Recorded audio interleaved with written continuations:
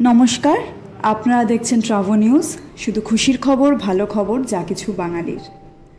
আজ 25শে বৈশাখ, বাঙালির মননে, সংস্কৃতিতে এবং আত্মায় চিরকাল জাগরুক থাকা এক মহামানবের জন্মদিন, বিশ্বকবি রবীন্দ্রনাথ ঠাকুর। জন্ম 1861 খ্রিস্টাব্দ, কলকাতার জোড়াসাঁকো ঠাকুরবাড়িতে। শুধু একজন কবি নয়, তিনি ছিলেন দার্শনিক, নাট্যকার, সঙ্গীত স্রষ্টা, চিত্রকর ও সমাজচিন্তক। এক কথায় এক বহুমাত্রিক প্রতিভা।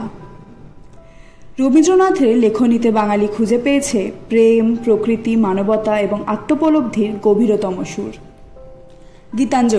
গীতাঞ্জলি কাব্যগ্রন্থের জন্য 1913 সালে তিনি সাহিত্যের নোবেল পুরস্কারে ভূষিত হন, যা ছিল একটি ঐতিহাসিক মুহূর্ত, শুধু ভারতের জন্য নয়, গোটা এশিয়ার জন্যও। তার সৃষ্টি আমার সোনার বাংলা আজ বাংলাদেশের জাতীয় সঙ্গীত এবং জনগণমন ভারতের জাতীয় সঙ্গীত, যা তাকে আন্তর্জাতিকতার প্রতীক করে তোলে।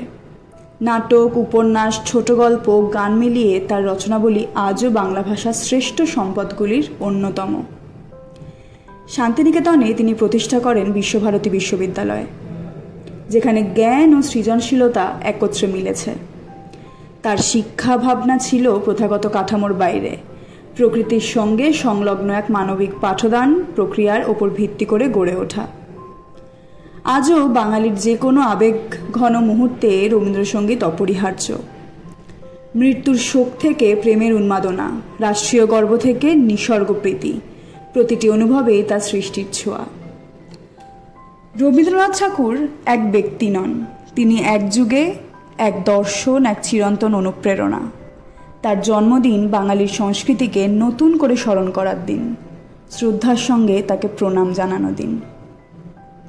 আপনারা দেখছিলেন ট্রাভো নিউজ, শুধু খুশির খবর, ভালো খবর, যা কিছু বাঙালির, সঙ্গে আমি তানিয়া।